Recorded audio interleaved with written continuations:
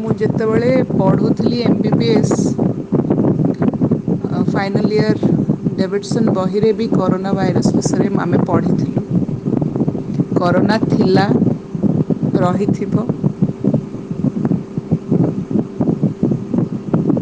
ଏବେ ଯେଉଁ କରୋନା ଭାଇରସ୍ଟି ଏତେ ପ୍ୟାଣ୍ଡେମିକ୍ ସୃଷ୍ଟି କରିଛି,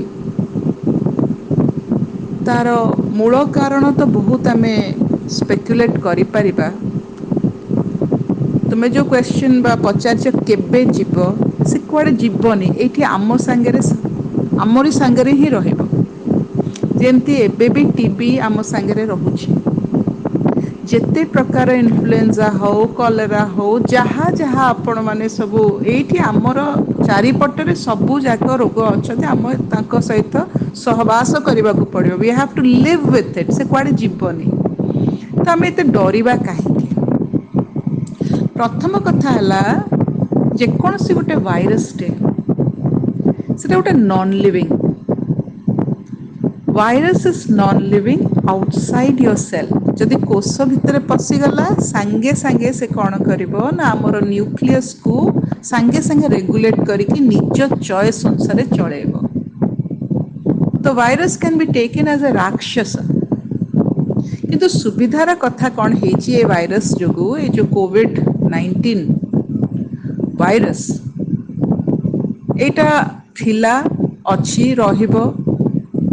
ଯେଉଁମାନେ ଏଇଟାକୁ ଯେଉଁମାନଙ୍କର ଏଇଟା ପ୍ରଥମ ଆକ୍ରାନ୍ତ, ଯେଉଁମାନେ ଏଥିରେ ପ୍ରଥମ ଆକ୍ରାନ୍ତ ହେଇଥିଲେ, ଚାଇନିଜ୍ ମାନେ, ସେମାନେ କ'ଣ କଲେ ନା ସେଇ ଯେଉଁ ଭିରୁଲାଣ୍ଟ ଷ୍ଟ୍ରେନ୍ରେ ନିଜେ ହଇରାଣ ହେଲେ।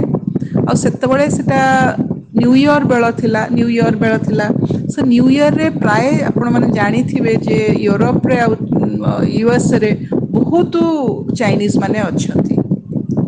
ତ ସେମାନଙ୍କର ଡାଇରେକ୍ଟ କଣ୍ଟାକ୍ଟ ୟୁରୋପିଆନଙ୍କ ସହିତ ହେଇଥିଲା, ଆମେରିକାନ ମାନଙ୍କ ସହିତ ହେଇଥିଲା, ଯାହାଦ୍ୱାରା କି ଭିରୁଲାନ୍ସ ବି ସେଇ ଅନୁସାରେ ଥିଲା। ଭାରତୀୟମାନଙ୍କ ସହିତ ଭିରୁଲାନ୍ସ ଆସିଲା ବେଳକୁ ଆମେମାନେ ତା ସହିତ ଆକ୍ରାନ୍ତ ହେଲା ବେଳକୁ ଆହୁରି କମିଲାଣି ତାର ଭିରୁଲାନ୍ସ। ଆଉ ପୁଣି ଆମର ଓଡ଼ିଶାକୁ ଆସିଲା ବେଳକୁ ଆହୁରି କମିଲାଣି ତାର ଭିରୁଲାନ୍ସ। ସେଥିପାଇଁ କି ତା ସାଙ୍ଗରେ ଚଳିବା ପାଇଁ ହେଲେ ଆପଣ ସୋସିଆଲ ଡିଷ୍ଟାନ୍ସିଂ, ମାସ୍କ ଆଉ ଏ ହାତ ଧୋଇବାର ଅଭ୍ୟାସ ମିନିମମ୍ ଏବେ ବର୍ଷେ କରିବାକୁ ପଡ଼ିବ। ତାର ଅର୍ଥ କ'ଣ ନା ଆମେ ସେ ଭାଇରସକୁ ନାକ ବାଟେ, ଆଖି ବାଟେ, ପାଟି ବାଟେ ଜରୁର ନେବା, କିନ୍ତୁ ଲୋ ଡୋଜରେ ନେବା।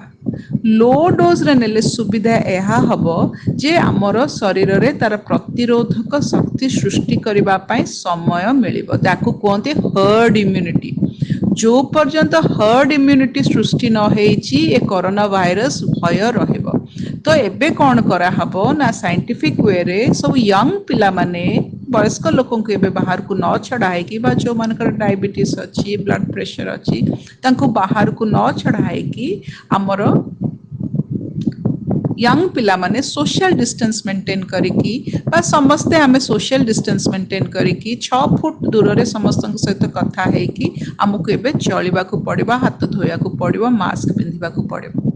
ଇଏ ଆମର ନୂଆ ରୂପ ଏବେ ବର୍ଷେ ରହିବାକୁ ପଡ଼ିବ, କାରଣ ଏଇଟା ଗୋଟେ ଭାଇରସ୍ ଯାହା ଆମର ସହିତ ଥିଲେ ବି ଗୋଟେ ନୂଆ ରୂପ ନେଇକି ଆସିଛି। ତ ଏଇ ନୂଆ ରୂପକୁ ପୁରୁଣାରେ ପରିବର୍ତ୍ତନ କରିବା ପାଇଁ କି ଆମର ପ୍ରତିରୋଧକ ଶକ୍ତିକୁ ବଢ଼ାଇବା ପାଇଁ ହେଲେ we must be infected naturally or we have to take a vaccine। ତ once we take the vaccine, ତାମାନେ ଆମେ ଭାଇରସ୍ ନେଲୁ, ନିଜ ଶରୀର ଭିତରକୁ ଆମେ ଭାଇରସ୍ ନେଇକି ଆମର ଇମ୍ୟୁନିଟି ସୃଷ୍ଟି କରୁଛୁ, ଆଉ ନ୍ୟାଚୁରାଲି ବି ସେୟା ହେବ। ସୋସିଆଲ ଡିଷ୍ଟାନ୍ସ ମେଣ୍ଟେନ୍ କରି ଯେତିକି ଭାଇରସ୍ ଯିବ, ଆମର ସେତିକି ସୁନ୍ଦର ଭାବରେ ଆମ ଭିତରେ ଇମ୍ୟୁନିଟି ଡେଭଲପ୍ କରିବ। ସ୍ଲୋଲି କରୋନା ସହିତ ଆମେ ବଞ୍ଚିବା, ରହିବା ଶିଖିଯିବା।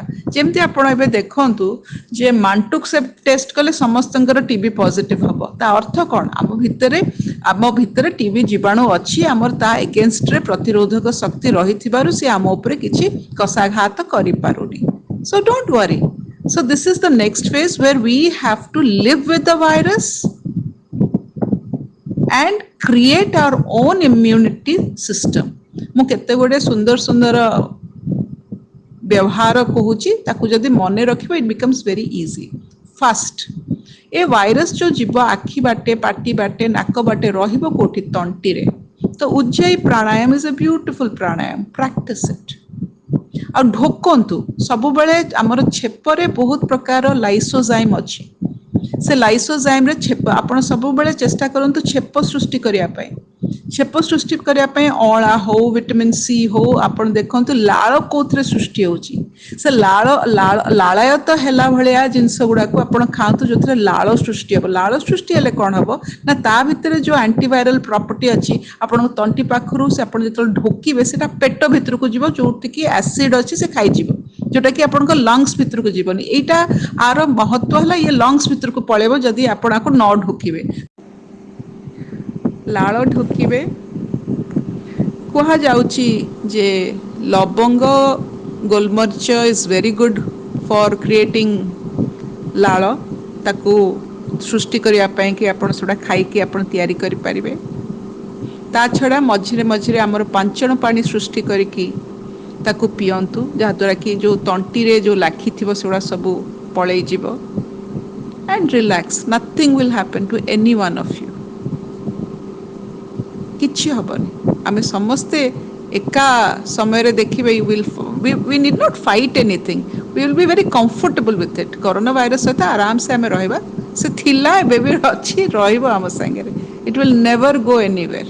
କିନ୍ତୁ ଆମର ଏଇ ଯେ ଅନ୍ୟାୟର ସିଷ୍ଟମ ଚାଲିଛି, ଏ ଅନ୍ୟାୟକୁ ନ୍ୟାୟ ଦେବା ପାଇଁ ବୋଧେ ଈଶ୍ୱରଙ୍କର ଏଇଟା ଆଉ ଗୋଟେ ସୂକ୍ଷ୍ମ ରୂପ। ମୁଁ କରୋନା ଭାଇରସକୁ ନମସ୍କାର କରୁଛି, କାହିଁକି ନା ଏହା ଯୋଗୁଁ ବହୁତ ଲୋକ ତାଙ୍କର ବିବେଚନା ଶକ୍ତିକୁ ଫେରି ପାଉଛନ୍ତି, ବୁଝି ସୁଝି କର୍ମ କରିବାକୁ ଇଚ୍ଛା କରୁଛନ୍ତି। ଆଶା କରେ ଆମକୁ ଗୋଟେ ନୂତନ ମଣିଷ ସୃଷ୍ଟି କରିବା ପାଇଁ ଏ କରୋନା ଭାଇରସ ସାହାଯ୍ୟ କରିବ।